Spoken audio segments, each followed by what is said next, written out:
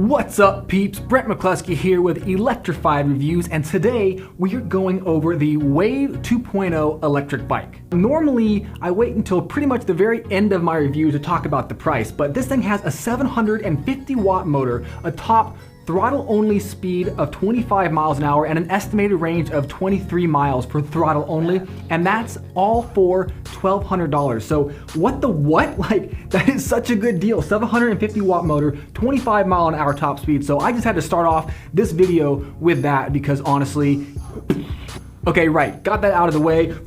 It's out of my system. So let's talk about the Wave 2.0 electric bike. We will cover all the features that this thing has in it, and then we will talk about some of the pros, some of the cons, and some things I would like to see improved in future models. So we will start up here on the top of the handlebars. On the right-hand side, we've got these synthetic leather grips, and they're actually pretty comfortable, not bad at all. We've got the twist throttle on the right-hand side. It's got a nice little curvature to it, so it's a nice place to kind of just rest your thumb. You don't get like thumb fatigue after a lot of miles on it. I know that sounds maybe a little silly, but honestly, it matters, okay?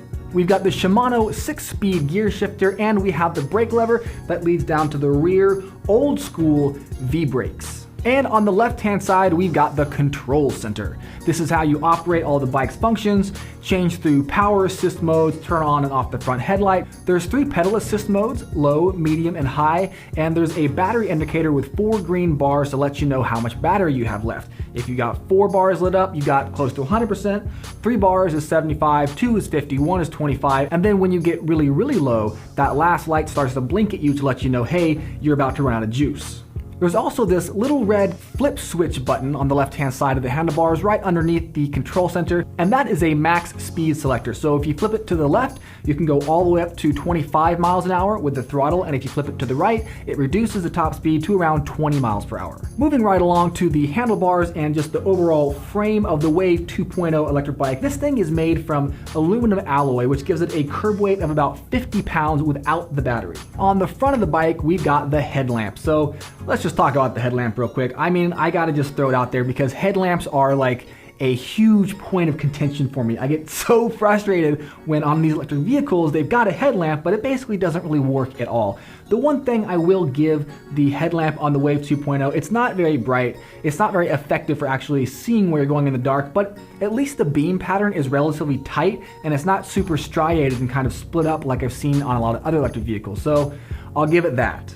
And on the bottom of the front portion of the bike, we've got these 26-inch by 2.1-inch knobby tires. Now they look kind of off-roady, but this is definitely not really an off-road bike, so I would not recommend taking it off-road, or if you do, maybe like just dirt trails or tightly packed gravel. Now if you do go off-road, because of these knobby tires on this bike, you're going to have a little bit more protection from stuff like thorns or just punctures in general compared to something like an entirely smooth tire. And at the very bottom, we've got the Shimano disc brake. Now again, the disc brake is only in the front, and the rear we've got this old school V-brake. So the stopping power on this thing is not bad, but I will say I think it leaves a little bit to be desired, especially since the top speed on this thing is 25 miles an hour. I mean, that's relatively quickly. So with a speed of 25 miles an hour, I would like to see maybe just a little bit stronger braking. I think it would be great to add a disc brake in the back on future models if possible. If we skip to the back of the bike here, we've got the saddle, and this thing is actually pretty comfortable. It's got little kind of cushions underneath it, which act as like little shock absorbers. Not a whole lot of shock dampening, but it does help a little bit.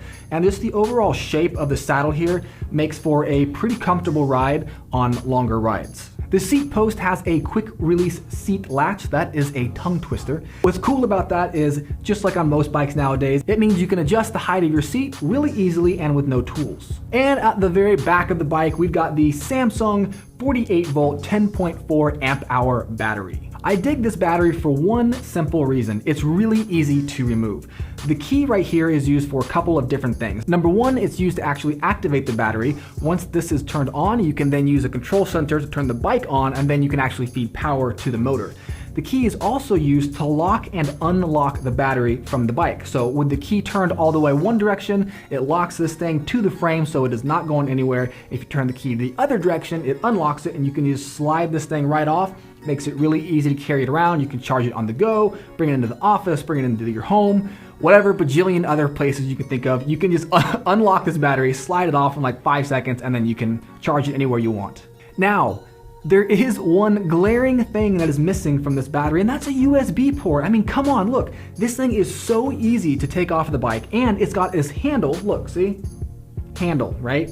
The handle is awesome because it makes it easy to carry, but there's no USB port, and I just feel like it's such a waste because with the ease of portability with this battery, it would really be great to be able to use it as like a portable battery bank, you know? Charge your phone on the go, charge your GPS on the go, whatever, charge your gadgets, you get what I'm saying. The estimated range of this battery, again, is 23 miles with throttle only, or about 40 miles if you're going to use pedal assist. Now, in my experience as a 200-pound rider going full speed the entire time, barely pedaling, I got 14 miles on throttle only using the battery. So that is not too bad. It's a little bit less than I'd like to see, but overall, given the fact that this thing hauls going 25 miles an hour, it's really not that bad of a range for the throttle only. And if you do use a pedal assist, obviously you're gonna get a lot more range out of it. If you're a lighter rider, you're gonna get more range out of it. Or if you just don't go full speed the entire time, you're gonna get more range out of it. And at the very, very back of the bike, we've got an actual integrated taillight. I think this is the first time I've seen an integrated taillight in an electric bike that I reviewed, so that's really, really cool for me to see. Now, unfortunately, the taillight doesn't blink or get brighter when you do hit the brakes or whatever, so whatever, but at least it's there. I like that. Now let's drop down here to the bottom, and we've got the 750 watt brushless hub motor. This thing is dope. I'm in love with this motor. It's fantastic. Number one, okay, it is completely silent. It's the quietest motor I've ever seen, ever.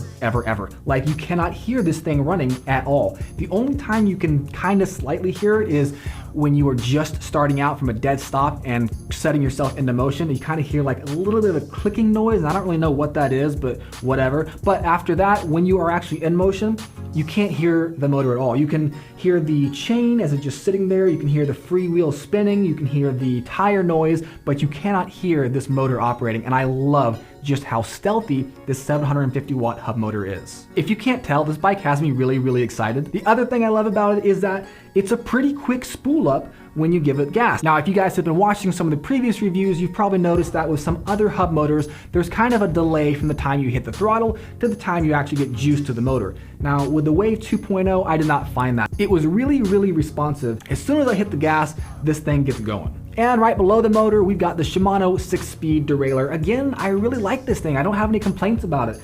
Shifting was super crisp. I got from first gear all the way to 6 without any hiccups. There was no delay in shifting. You hit the gear shifter, boom, snaps right into the next gear. There's no hangups. There was no chain derailment. Like, it's a really surprisingly good derailleur. All right, peeps, we've gone over the specs of this bike. Now it's time to talk about some of the pros. We'll throw those up here, and some of the cons. We'll throw those up here, and then we will talk about some of the things I would like to see improved on the future models of the Wave bikes. Okay, the first pro, speed. I mean, seriously, 25 miles an hour for a entry-level bike that costs $1,200 is like pretty much unheard of. I just can't believe this thing goes so fast for such a reasonable price. For me, the fact that I can go 25 miles an hour on this bike makes it kind of feel more like a moped to me, or like a scooter than an actual bicycle. I don't know, like, I love the fact that it's got these cruiser style handlebars, a max speed of 25 miles an hour. Like, it's just such a fun and kind of just chill thing to ride. Pro number 2, I forgot to point to there for the first, the motor. Right, so again, 750 watts is ridiculously powerful for something that costs $1,200. This is like an entry-level bike, but you're getting a motor that you would see on some more higher performance bikes. Not really sure how Wave does that, but whatever, I'll take it. The motor is more than powerful. It's got plenty of torque. Like, again, it's not a racing machine, it's not a hill climber, but if we're just going around the city and cruising, this thing is more than enough. And for pro number 3, we're going with the derailleur.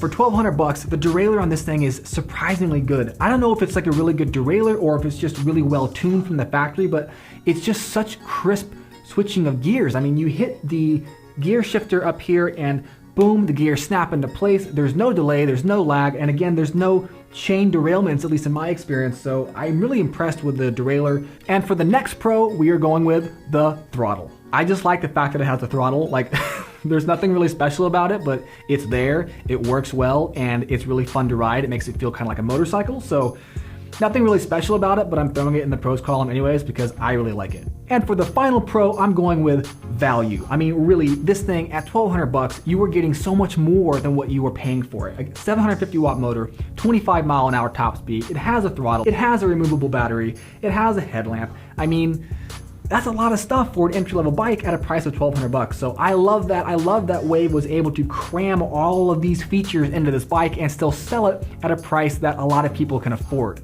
Now, as always, there are pros to this thing, but of course, there's some cons, so let's talk about the cons. Con number one, right away, I'm throwing it up there. Wrong side. The headlamp.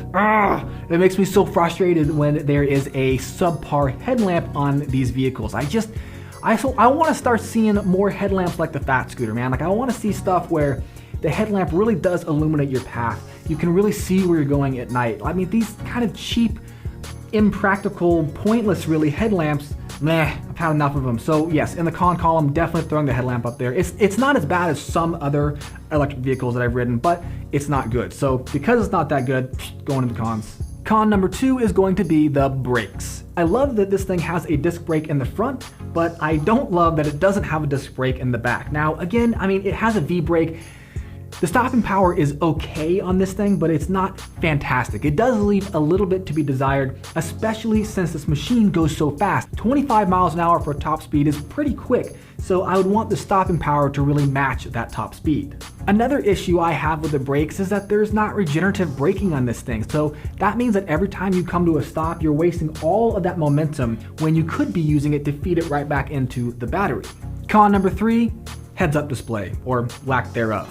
I like that the Wave 2.0 does have a control center up here on the handlebars, but I just wish that there was a LED backlit screen that shows all of your information. Your current speed, your top speed, your average speed, your tripometer, your odometer, how much battery you have left. Like detailed information that you could cycle through, you could look at a glance, you can kind of see everything that's going on with your bike.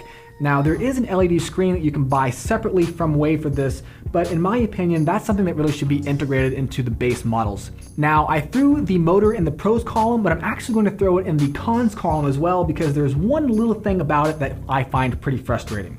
Yeah, the motor is great when it comes to using the throttle. It's responsive, it's powerful, it gets you up to a high rate of speed. However, when it comes to the pedal assist mode, this thing is just, it's not that great. I don't know if it's the motor, the electronics, or the sensors, or what, but the pedal assist is very jerky. It's very start and stop, kind of jolting forward motion instead of a smooth kind of balanced feel like with some of the other electric bikes that I've tested. So to kind of compensate or make up for that, what I've been doing is when I use the pedals on this, I also accompany it with using the throttle instead of relying on the pedal assist to get me to my desired speed. Now the last con, and it's kind of the big one, is the front tire. I don't really know what else to label it, but the front tire is off center, so it's not directly in the middle of the front forks. Now what's interesting is during the testing phase of this, as I was doing brake tests, I noticed that the wheel actually shifted a little bit even further to the left-hand side.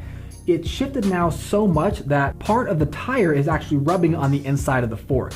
I think that by adding some spacers to the left side of the wheel here, I can bring this thing back into the middle. I don't really know what's up with that. I've never seen that before. It's still rideable. It just makes kind of a noise a little bit. Not terrible. Like, I don't think that it is going to ruin the tire or the frame or anything. I don't even think it's structurally unsafe, but it's annoying, and I don't know why this thing isn't centered. It definitely should have come centered from the factory. Okay, we got the pros and cons out of the way. Now let's talk about price and if this thing is worth the money. Well, if you can't tell by now, the Wave 2.0 definitely has me pretty excited. I think that this is a awesome entry-level bike.